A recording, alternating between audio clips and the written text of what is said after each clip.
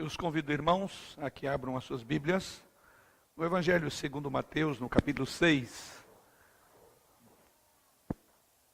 Texto este que tomaremos como base para a nossa reflexão, para o nosso encorajamento, para o nosso ensino e advertência esta noite. Evangelho segundo Mateus, no capítulo 6. E nós vamos proceder à leitura a partir do verso de número 25.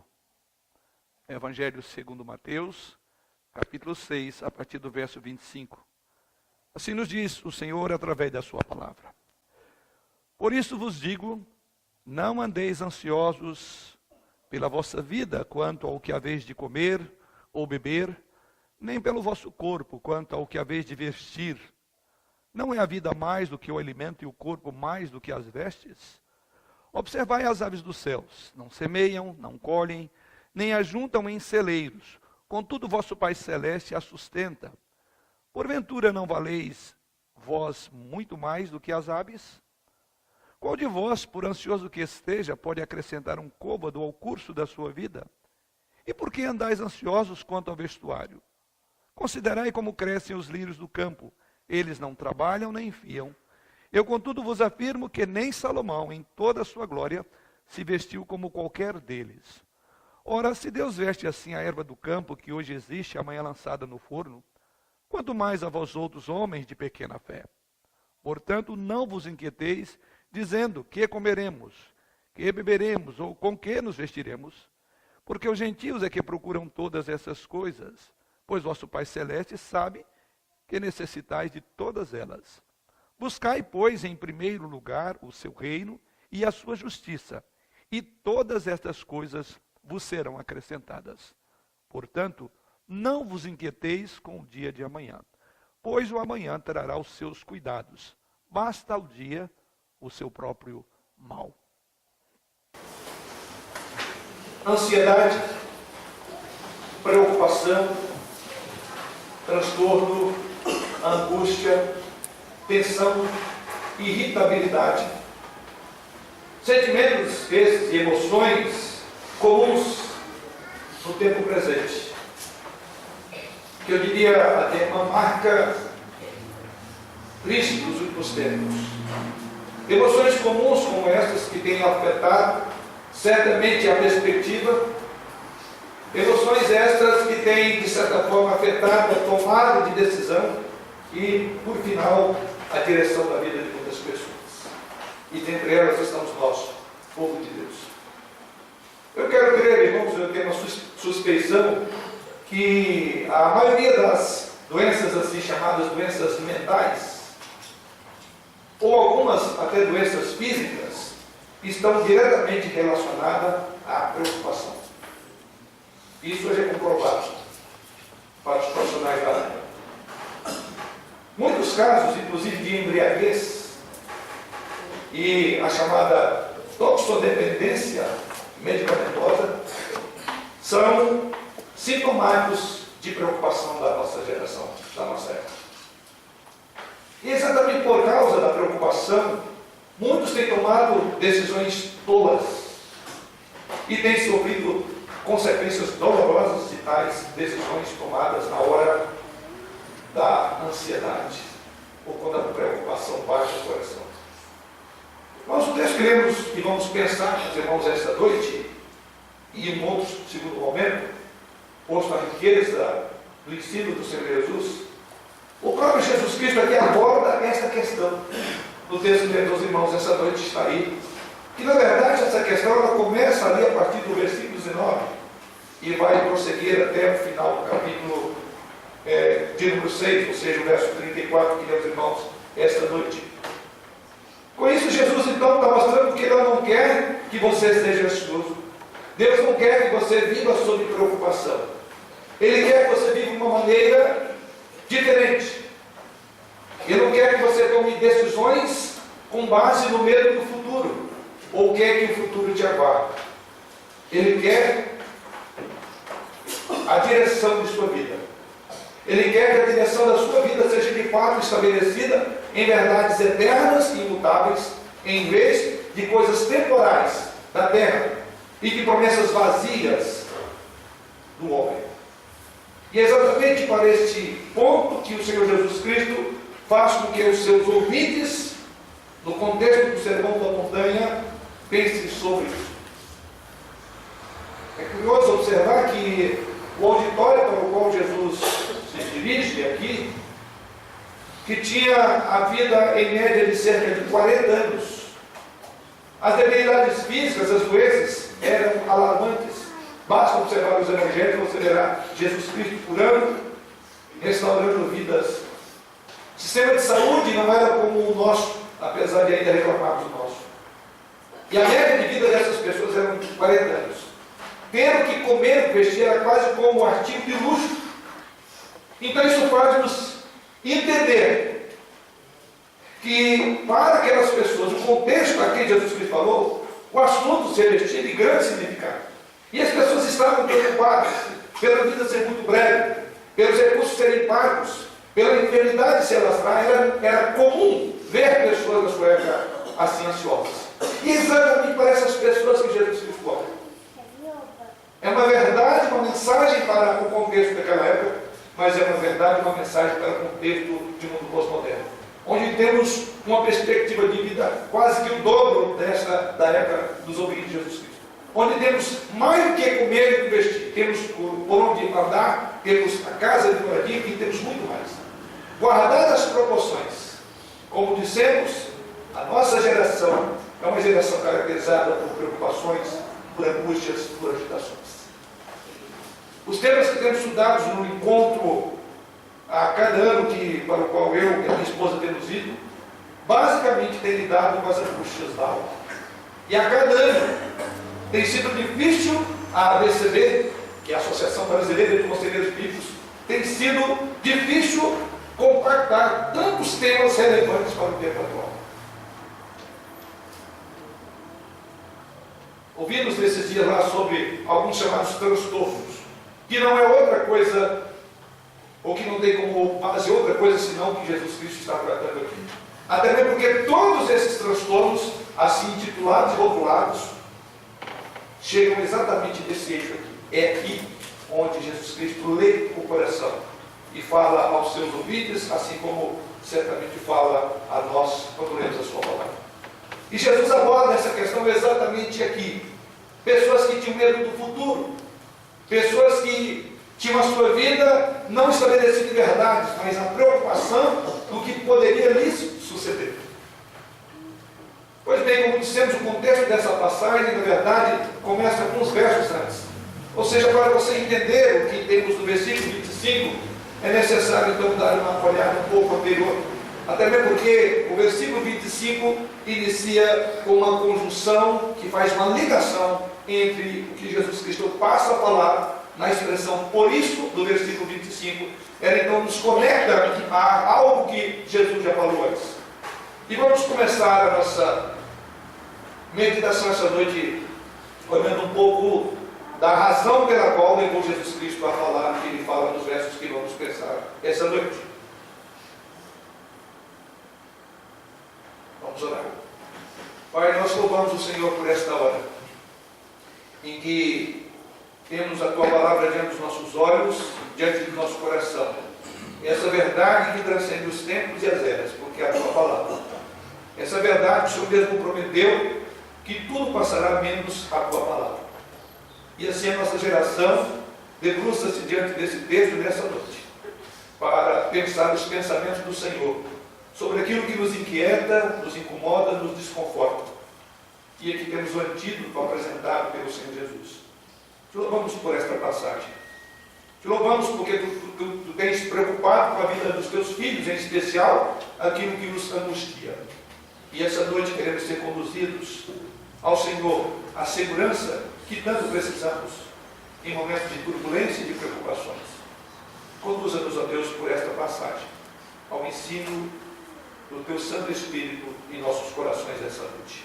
E em nome do Senhor Jesus que oramos. Amém. Qual é o contexto dessa passagem?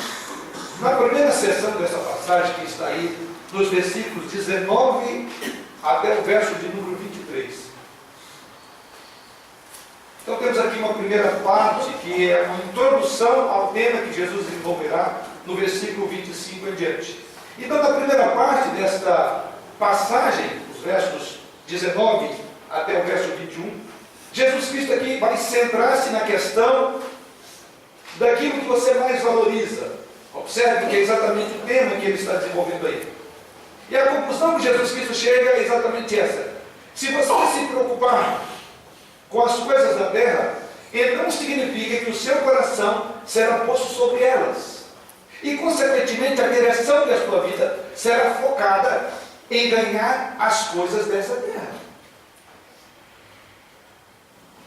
E Jesus Cristo continua mais dizendo, mas estas coisas, onde o seu coração repousará, saiba bem, diz o Senhor, que essas coisas podem ser destruídas, roubadas, e, consequentemente, elas acabarão por desapontá-lo ao final, porque elas são efêmeras, elas são passageiras, elas são transitórias.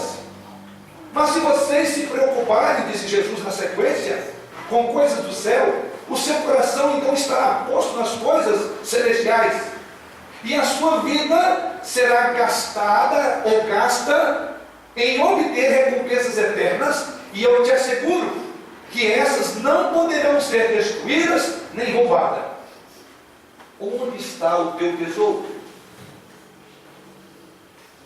Jesus articula o pensamento e faz: onde está então o teu tesouro? Jesus usa, na verdade, essa verdade para levar à discussão da próxima sessão da passagem. E qual é a próxima sessão da passagem? Continue acompanhando. Ele diz, por exemplo, você não poderá servir a dois mestres. Ou seja, você não poderá ser escravo de dois senhores. Você é um escravo de Deus, disse Jesus Cristo, e você o servirá. Ou você será escravo das coisas da terra, e você a servirá. Elas serão o seu Deus, elas serão a sua preocupação. Porém, se Deus é seu mestre, articula Jesus, então Ele é aquele que cuidará de você. Ele é o seu Senhor, é o seu amo. Você é propriedade dele. Mas se as coisas da terra são o seu mestre, então você deve confiar nelas para o seu futuro. E aí fica a pergunta no ar: quem é o seu mestre? É precisamente nesse ponto que encontramos a causa da ansiedade. Onde está o meu tesouro? Quem é o seu mestre? É assim que Jesus nos prepara exatamente o tema que vamos considerar: ansiedade. Não andeis ansiosos. Aí vemos, na conclusão do raciocínio de Jesus Cristo, no verso 25: por isso vos digo. Então, no verso 24, ele diz: você não pode estar dividido. Por isso vos digo, não esteja dividido. É o que vamos ver no contexto da própria estrutura da língua em que foi escrita a palavra ansiedade. Você vai entender perfeitamente. Então ele diz: você estará dividido. Ou servirá um, ou servirá outro. Um não te dará segurança, porque isto haverá de desapontá-lo. Você perderá tudo. O dinheiro, o ouro, a prata será corroído ou roubado. Você precisa definir quem é o seu Deus: Mamon, o Deus do dinheiro, ou Deus. E aí Jesus Cristo diz: por isso vos digo. Então Jesus Cristo olha para os seus ouvintes e diz: vocês estão com a mente dividida. E mente dividida, que é o efeito da ansiedade, não há como viver para a glória de Deus. A ansiedade de que o que foi armazenado, disse Jesus Cristo, haverá de ser corroído ou desvalorizará, será inútil. O medo de que você trabalhou duro para ganhar e acumular algumas coisas de Jesus Cristo, isso é certo, porque isso será roubado. O motivo da preocupação, segundo Jesus Cristo, é o medo de que o tesouro se perca, porque esse é o contexto do verso 25 em diante.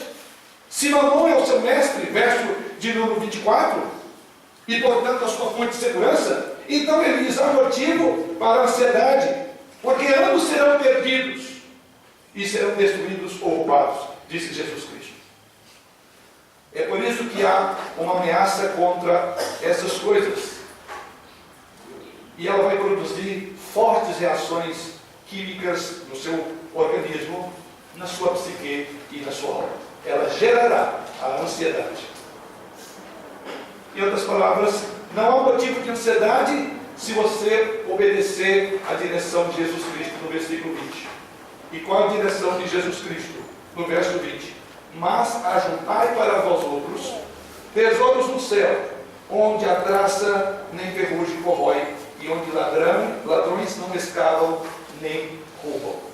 O tesouro que você acumula de Jesus no céu é protegido pelo seu mestre, a quem você deve servir. Você não estará na mão de outro Senhor. E portanto é seguro, disse Jesus Cristo.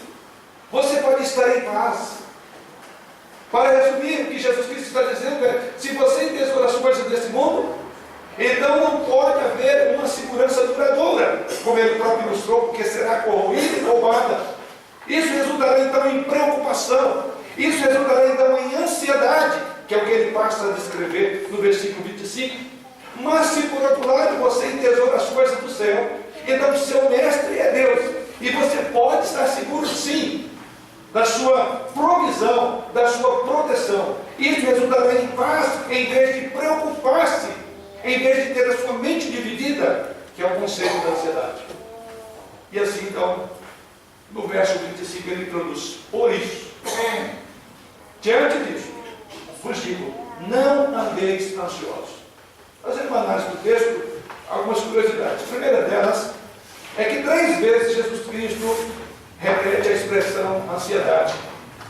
No versículo 25, quando ele diz: não andeis ansiosos.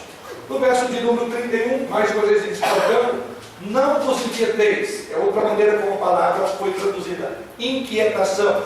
E no versículo 34, mais uma vez a palavra foi traduzida como inquietação. E há uma curiosidade, porque a tradução literal do versículo 25 é uma, e a tradução literal dos versículos 31 e 34 é outra, como veremos no estudo desta noite. Mas aqui temos 3 ocasiões em que Jesus Cristo repete a ideia central, que é vida dividida, vida preocupada, vida caracterizada por ansiedade. E Jesus Cristo então nos ordena nesses 3 versículos de uma forma mais direta para não nos preocuparmos em ficar ansiosos. A única diferença dessas 3 ordens, ou seja, está no versículo 25 para o versículo 31 e o versículo 34. Em outras palavras, literalmente, a expressão do versículo 25 é esta: pare de se preocupar. Literalmente é: pare de se preocupar. Portanto, diante do que eu falei, de você não ter uma mente dividida, um coração dividido, se vir a Deus as riquezas, preocupado sobre o que você acumula aqui nessa terra, para de preocupar. E nos versículos 31 e 34 significa: não comece a se preocupar. É curioso essa linha que Jesus vai seguir, como veremos. Primeiro, pare de se preocupar. Depois ele diz: não comece a preocupar. Assim como Paulo faz em Filipenses capítulo 4, ao todo, o verbo traduzido aqui como preocupação ocorre 7 vezes em todo o Evangelho de Mateus. E das 7 ocorrências desse verbo no original, 6 estão nesses versículos que lemos aos irmãos. 6 vezes termos correlatos, onde tem a raiz do verbo. 6 vezes, das 7 ocorrências em todo o Evangelho, 6 deles estão exatamente no texto que lemos aos irmãos. Nessa passagem, então, Jesus Cristo condena a ansiedade. Pare de se preocupar. Ou, como os outros versos dizem, não comece a se preocupar. Consequentemente, Jesus Cristo fornece então 2 razões pelas quais você e eu não devemos nos preocupar. E as razões são as seguintes: a primeira delas é porque a preocupação é um exercício de futilidade.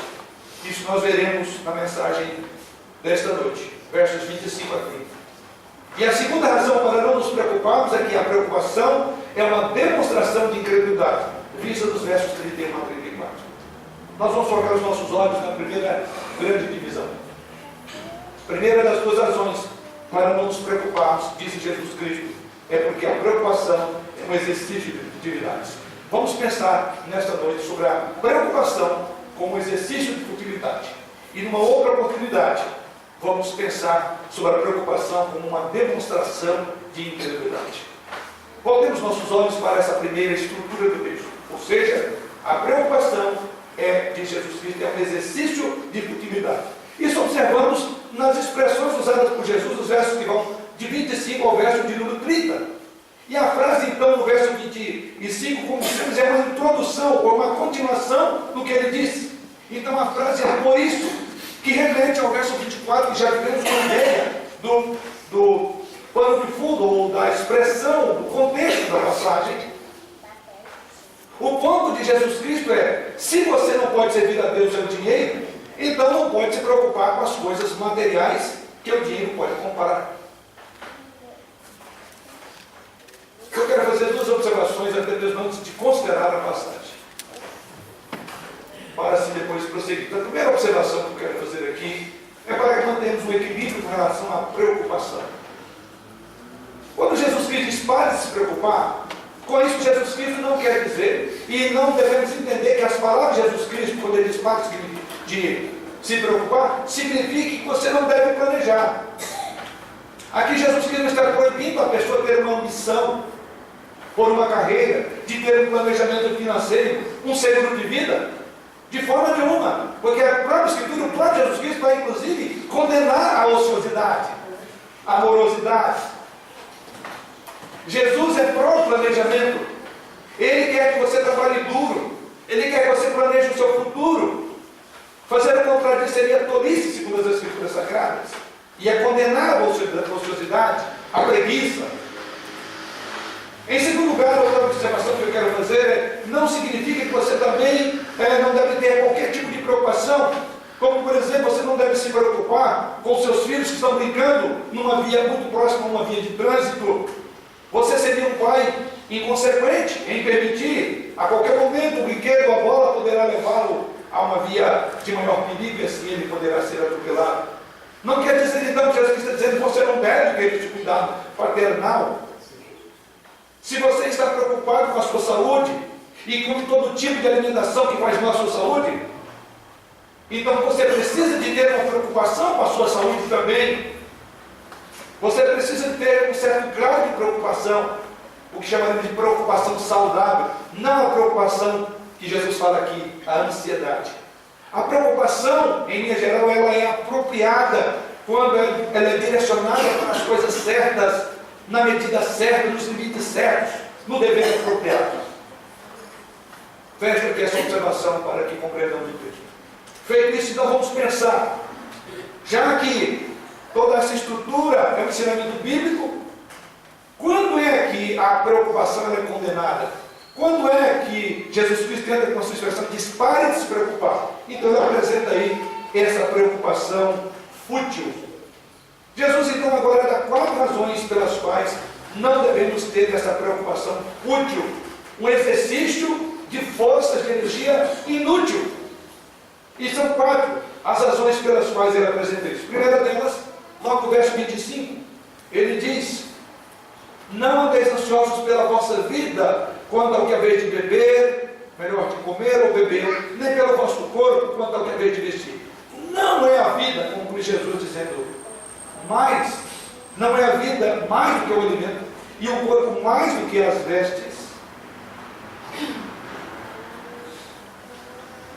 A primeira razão que Jesus coloca é: Deus garantirá a sua sobrevivência. É isso que ele está dizendo. Deus garantirá a sua sobrevivência.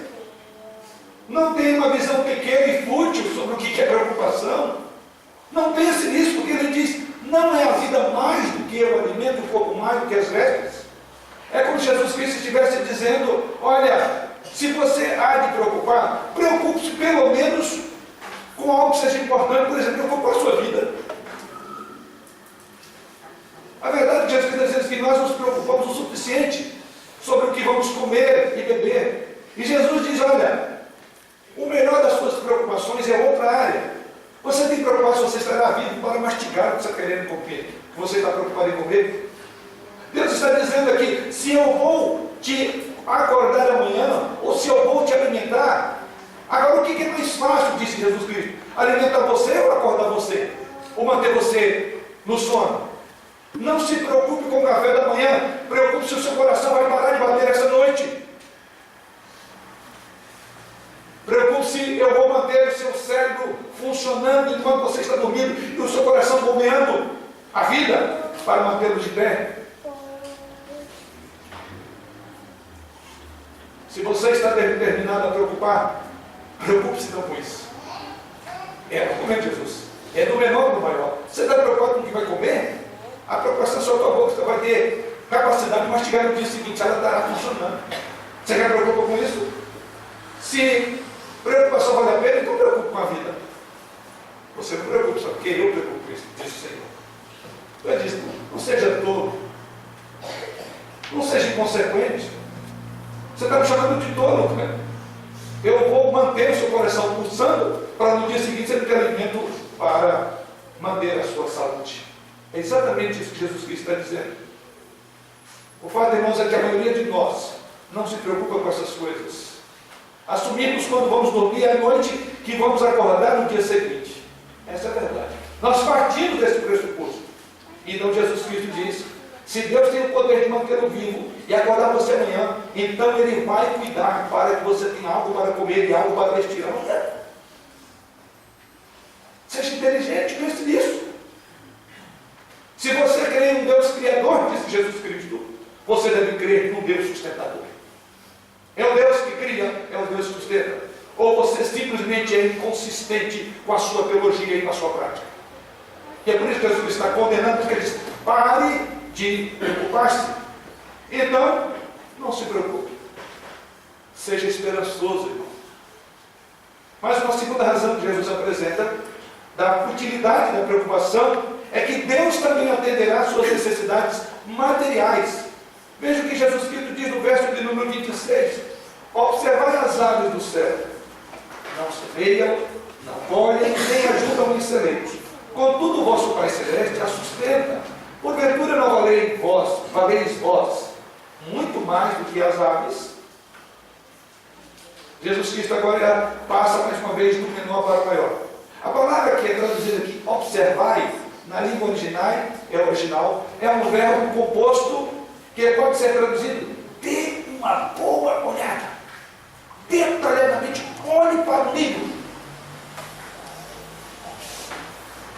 Como a imagem, como a humanidade de irmãos é criada a imagem de Deus,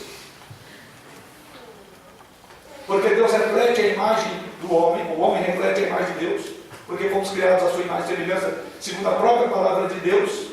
Homens e mulheres então são filhos valorosos, e eles trazem em si a imagem de Deus, e não os pássaros. E a última frase que Jesus Cristo usa no verso 27 é, porventura não valeis vós muito mais do que as aves? A última frase então demonstra o valor que uma vida tem para Deus em comparação com um pássaro. Em outras palavras, mais uma vez a resposta que é óbvia à pergunta que Jesus Cristo faz. Claro, não é do que o pássaro do campo. Jesus não deixou de lado a sua glória e se tornou homem por causa de pássaros. Jesus fez isso por causa da salvação de um homem e não de um pássaro. O argumento é simples de Jesus Cristo. Se Deus cuida de pássaros insignificantes, Ele também cuidará de você. Não se preocupe, seja esperançoso. Terceiro lugar, verso de número 27, ele diz, qual de vós, por ansioso que esteja, pode acrescentar um côvado ao curso da sua vida? Ou seja, Deus nos concederá os nossos dias. Ele somará dia após dia. A preocupação pode realmente encurtar a vida. Você está preocupado tanto que está perdendo o sono? Deus fica acordado a noite toda enquanto você dorme. Então por que você fica acordado? Ele está acordado quando você durma? Você é quem precisa dormir. Há uma história de um homem que começou a viver uma profunda preocupação com respeito ao câncer. A doença grave prevaleceu em toda a sua vida e em toda a sua família. E então ele começou a se preocupar bastante com isso. E ele ficou preocupado com isso por 30 anos. Conta a história. E essa preocupação foi o defiando de tal forma que durante esses 30 anos perdeu a qualidade de vida. E de repente morreu de ataque cardíaco. Preocupar-se é uma perda de tempo. Você deve preocupar com a sua saúde? Absolutamente, sim. Você deve fazer o melhor para manter-se saudável? Logicamente que sim. Mas depois que você fizer tudo isso, o que você pode fazer é não mais se preocupar. A preocupação é insultar o Deus que tem a sua vida sob o controle dele.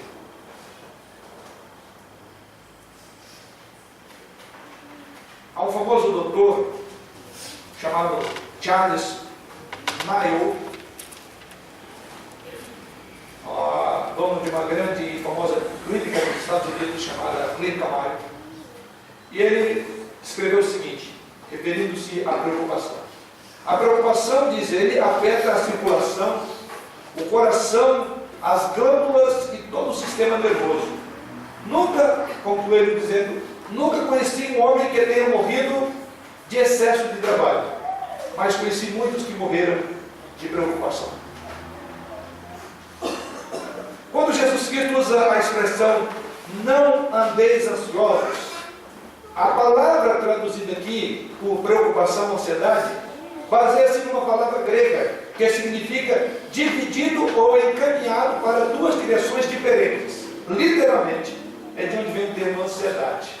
Uma pessoa que está dividida ou encaminhada para duas direções diferentes. Ou seja, a ansiedade, ela vai trabalhar exatamente assim com a sua mente, vai dividi-lo.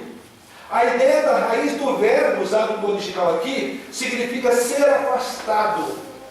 A preocupação é quando você não pode fazer algo, mas você não quer deixá-lo para Deus. Em outras palavras, a preocupação é a preocupação que faz você afastar, ser afastado de Deus. A preocupação não tem um pecado horrível para Deus, porque ela é uma acusação contra Deus. É uma bofetada no amor de Deus. Por isso Jesus Cristo é contundente e diz, parem de se preocupar. Não continuem em preocupação. Além disso, essa palavra preocupação vem de uma palavra alemã antiga, cujo significado é sufocar ou estrangular. Essa é uma descrição adequada do que a preocupação faz com aquele que está com ela.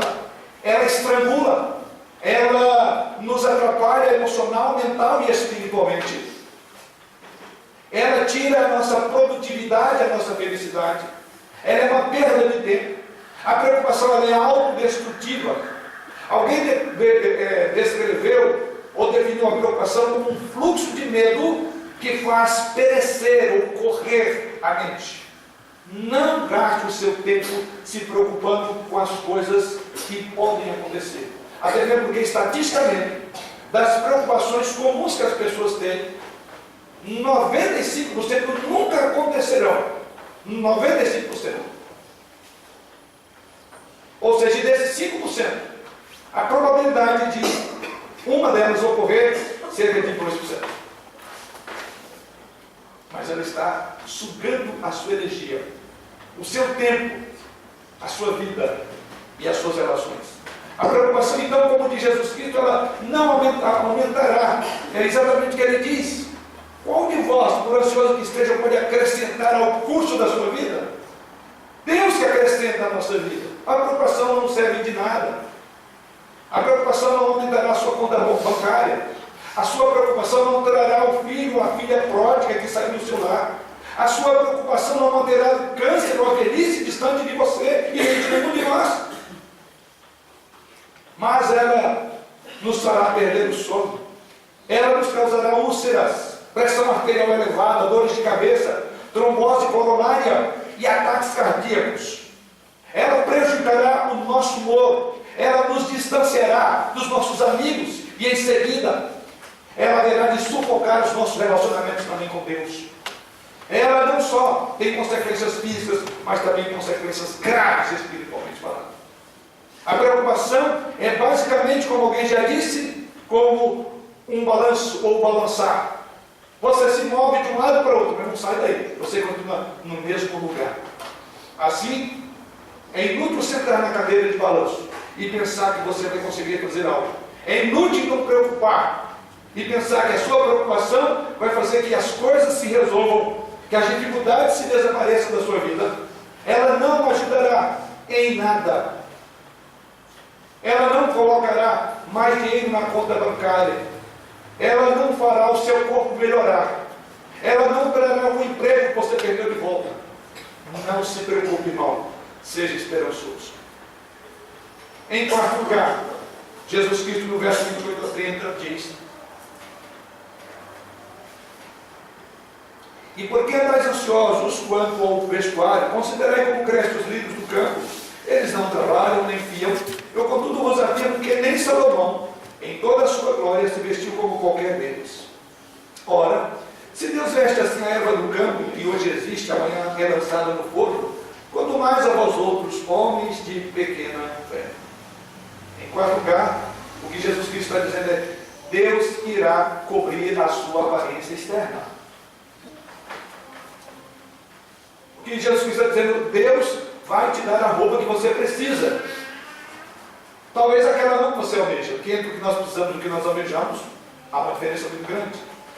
O verbo que Jesus Cristo usa, que foi traduzido aqui por considerai ou observai as aves dos céus, essa expressão aqui tem a ver com leve em consideração. É uma palavra muito forte usada aqui. Isso significa mais do que apenas um mero olhar casual. A ideia é: estude a beleza das flores. Olhe atentamente, vasculhe, sonde uma beleza de uma flor do campo. A ênfase vai mudar rapidamente no versículo 30, onde Jesus Cristo continua ainda falando sobre esse cuidado, esse detalhe. No verso 30 diz: primeiramente, olhe também a erva do campo. São duas observações que ele pede para os seus ouvintes acompanharem na natureza. Diz: olhe o lírio, por exemplo, mas observe a erva do campo. Isso significa mais do que apenas esse olhar desconsiderado. A ênfase aqui é exatamente, da mesma forma como ele cuida da flor, também cuida da erva do campo. Como flores, a erva do campo, ou a grama, poderia ser aqui traduzido, ela é transitória. E a erva do campo, ela é mais insignificante do que o lírio que Jesus Cristo coloca. Ou seja, como flores e ervas ou grama é transitória, e ainda mais insignificante ainda a última. No entanto, Deus veste a grama ou o lírio também. E ele está dizendo: Deus cuida tão bem de coisas tão insignificantes, e você acha que ele não cobrirá o seu corpo? Você não está falando sério. Ou está? Falando sério. Olha atentamente. É um insulto a Deus. Sobre essa passagem, Martinho Lutero escreveu o seguinte: Jesus está fazendo dos pássaros os nossos professores e professoras. É um grande e persistente, uma grande, diz ele, e uma persistente desgraça para nós, que no Evangelho um pardal desamparado deve se tornar um teólogo e um pregador para os homens mais sábios, afirma Lutero, referindo-se a esta passagem. Jesus deseja que você e eu aprendamos a seguinte lição sobre as flores e a grama do campo. E ele conclui dizendo, no final do verso de número 30, quanto mais a vós outros, homens de pequena fé. Essa é uma expressão dirigida agora principalmente aos discípulos. Isso indica então não uma ausência de fé, mas uma deficiência de fé. Uma deficiência de fé. Jesus está dizendo: confie em Deus para atender às suas necessidades. A confiabilidade em Deus é uma questão crucial para a vida, na linguagem do próprio Jesus Cristo. Deus cuidou de você ontem, e o dia anterior, e o dia anterior. Então por que você está preocupando com agora, com hoje? Que tipo de pai você tem? Algumas pessoas têm fé o suficiente para crer que Deus os levará para o céu. Não há dúvida disso. Mas não é surpreendente e contraditório que essas mesmas pessoas não creem o suficiente para crer e confiar que Ele suprirá as próximas 24 horas. Essas pessoas estão absolutamente confiantes no doce por vir, mas estão aterrorizados com o aqui e o agora. Que contradição é a nossa fé. Que fé completa, mulheres? E ele diz, homens de pequena fé. Inconsistência na fé. É falta de confiança. Fé significa exatamente isso, confiança. E o que Jesus Cristo está dizendo aqui com essas figuras é: confie no cuidado, na provisão de Deus. Ser cristão, então, irmãos, é andar em um relacionamento confiável com Deus. Não é confiar no poder das riquezas, como está a estrutura desse texto, mas é confiar em Deus. O pecado, lamentavelmente, ele interfere nesse relacionamento, ele leva você e eu a preocupar. A preocupação, então, é a perda do ponto de vista da vida. Ela é ilógica, ela é uma perda de tempo, ela é incomparável ou incompatível com a própria fé. Deixe-me ilustrar isso. O nevoeiro pode cobrir uma cidade com 7 camadas acima de uma cidade, de cerca de 100 metros, essas 7 camadas de profundidade. Mas se você pudesse tirar a névoa e transformá-la em água, ela só encheria aquilo que equivale a um copo. A preocupação é como um nevoeiro gigantesco que pode cegar você e fazer com que você tire os seus olhos do Senhor. Mas quando você se vê envolvido na preocupação, e quando você vai observar como aquilo que realmente faz parte, o que de fato deve levá-lo a pensar e refletir, não passará de um copo d'água. Quando você tenta realmente agradar ou agarrar melhor as preocupações com as quais você está sendo consumido, ela é tão fugaz que ela é transformada em mero copo. Toda aquela nuvem, aquele nevoeiro. Jesus diz exatamente isso. Deus guiará pelo nevoeiro da preocupação, se você deixá-lo guiar pelo caminho. Ele sozinho pode superar as preocupações. Então, não se preocupe, meu irmão. Seja esperançoso. Essas verdades se aplicam independentemente se você é de uma classe média alta ou baixa ou pobre. Você deve ser ocupado por uma preocupação, no caso de Jesus Cristo aqui, ou de roupa ou mesmo de alimento. Para os pobres, a tentação é de se preocupar ou gira em torno de: será que eu terei um alimento suficiente para sobreviver e roupa suficiente para me aquecer? Jesus afirma então que você vale mais do que os pássaros do céu e os lírios do campo. E Deus cuidará deles da mesma forma como Ele cuidará de você. Para os ricos, a tentação é se preocupar não sobre a quantidade, o suprimento, mas que tipo de comida ou que tipo de roupa da moda eu vou ter. Essa é a preocupação dos ricos. A preocupação com o que comer o levará e o que vestir levará então os ricos a serem ingratos. É simples assim. Você quer bife ou lagosta e lhe é apresentado um prato de macarrão, de arroz e feijão. O resultado é uma falta de alegria pelo que Deus providenciou para a sua mesa hoje. Esse é um pecado que a Bíblia chama de ingratidão. Esse foi um dos pecados filhos de Israel no deserto, como foi claramente apresentado em todo o Antigo Testamento, que era um povo que vivia queixando. E esse tem sido e será um dos muitos pecados que caracterizarão os últimos dias. Ele diz que os filhos seriam ingratos. A ingratidão. Essa é uma área em que você deve então treinar seus filhos, a eles começarem a entender. Você precisa de pastorear o coração das crianças. Elas devem aprender a partir do seu exemplo. Se você quer que essas crianças sejam crianças que sejam gratas pelo seu suprimento, revele isso a elas.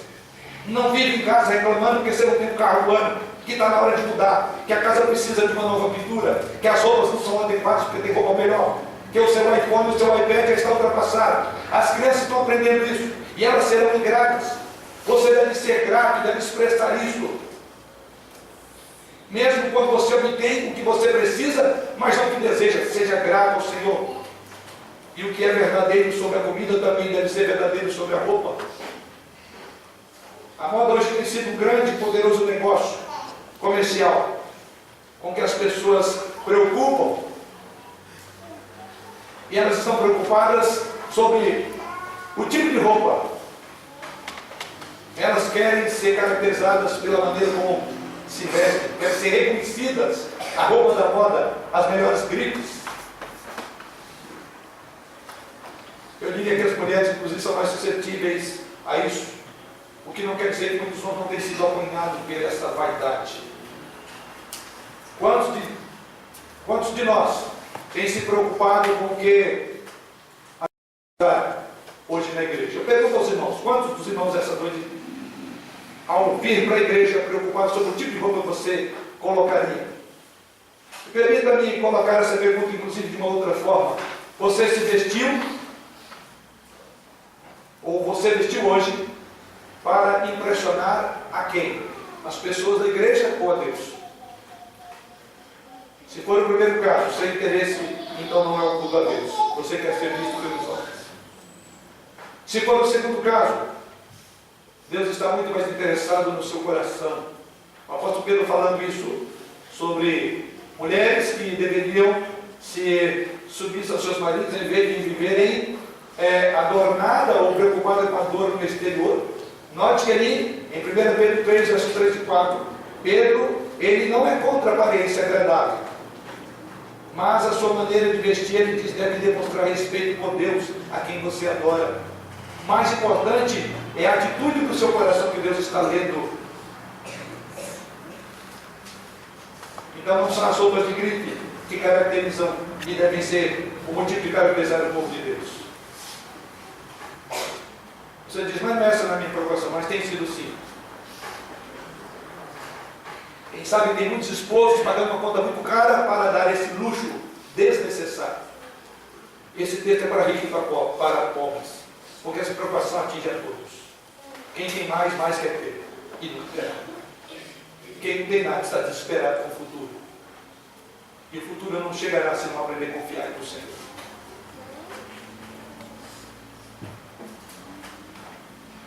Aonde está o teu tesouro, ali estará o teu coração. E vimos então essa noite que a preocupação é um exercício de futilidade. Pela simples razão de que Jesus atenderá todas as nossas necessidades.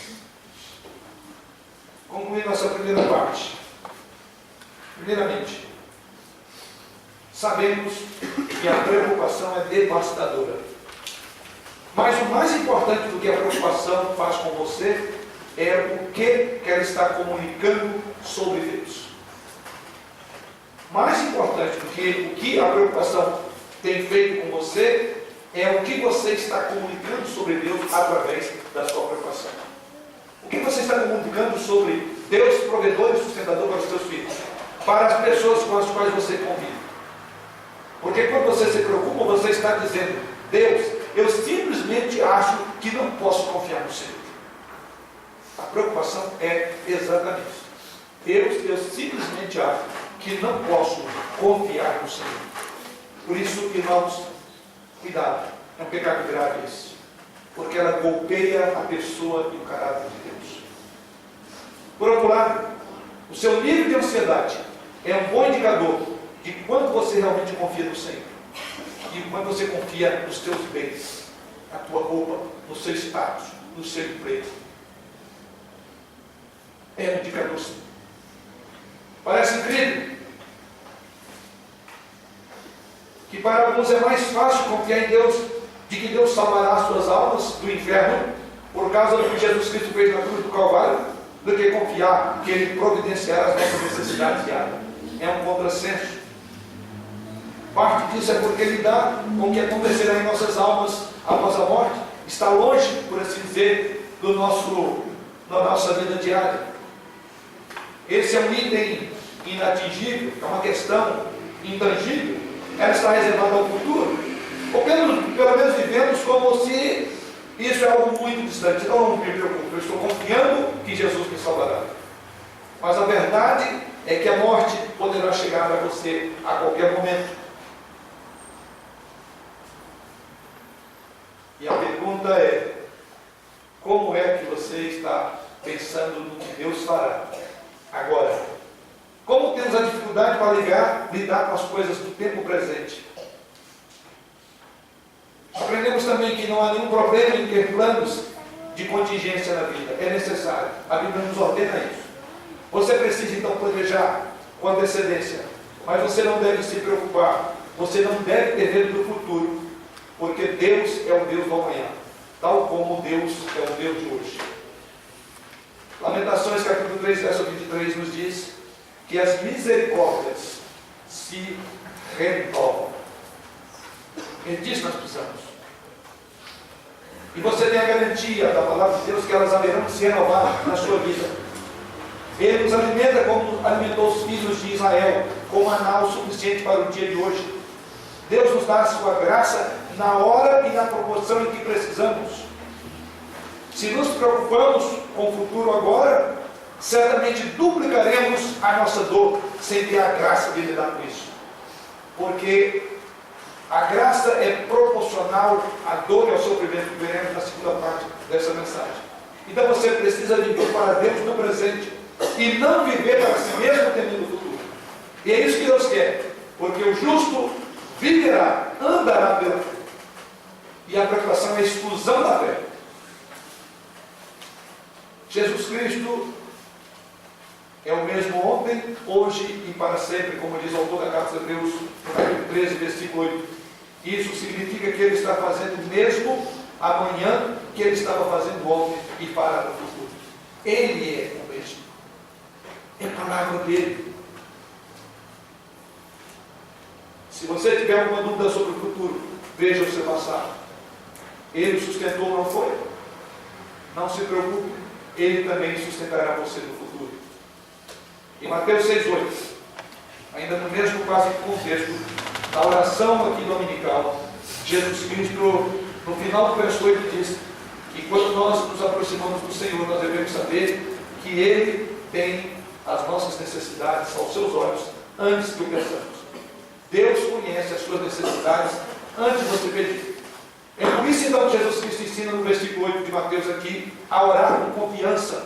Essa mesma confiança aplica a crer e confiar que Deus irá providenciar. No Salmo 84, verso 11, ele nos diz que nenhum bem sonega aos que amam retamente. E o apóstolo Paulo, em Filipenses 4, 6, ele nos ordena a orar dizendo: não andeis ansiosos de coisa alguma, em tudo, porém, seja conhecida diante de Deus as vossas petições. Paulo diz: não se preocupe com isso, mas ore por isso. O antídoto aqui é ore. Esse é o outro passo para lidar com a preocupação. Da mesma forma, o apóstolo Pedro, nessa mesma linha, em 1 Pedro 5, versículo 7, diz: lançando sobre ele toda a vossa ansiedade, porque ele tem cuidado de vós. Então veja, Paulo diz: ore. Em vez de preocupar, ore. Um problema para o qual não vale a pena orar é porque não vale a pena se preocupar. Bem-aventurado o homem que está muito ocupado para se preocupar durante o dia e com muito sono para se preocupar à noite. Você se encontra dentro desses bem-aventurados. Por que orar quando você pode se preocupar? Hoje, alguém já disse ao amanhã que você preocupou sobre o ontem. Se você obedecer a Filipenses 4,6, quando Paulo disse que você deve confiar em Deus, então você experimentará Filipenses 4,7. E na sequência Paulo diz: e a paz de Deus que excede todo o entendimento, guardará o vosso coração, a vossa mente em Cristo Jesus. E em Isaías 26, verso 3, ele diz: tu, Senhor, conservará em perfeita paz aquele cujo propósito é firme, porque ele confia em ti. A preocupação é exatamente o oposto da paz que Isaías fala e da paz que Paulo fala em Filipenses. Como vimos, a preocupação, ela separa você por dentro, ela te divide. Mas quando você experimenta a paz de Deus, você é recomposto, reordenado. As suas faculdades são colocadas. A paz de Deus, que alcança todo o entendimento, recobrará uma vida dividida em ansiedade. E o Senhor assim nos conduza numa vida de fé, de confiança, que o nosso coração esteja não naquilo que podemos comprar, criar, e poupar, mas que esteja naquilo que Deus quer que esteja, nele.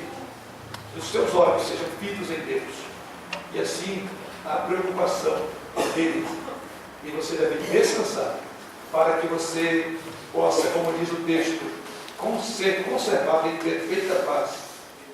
Quem confia em Deus, o Senhor garante que Ele conservará em perfeita paz. Para um coração dividido com ansiedade, a paz de Cristo, que esse entendimento vai recobrar em todo o seu organismo, todo o seu metabolismo, toda a sua linguagem no devido lugar. Confia no Senhor, e você será recobrado em seu homem interior e no seu homem exterior, e você glorificará a Deus. Amém.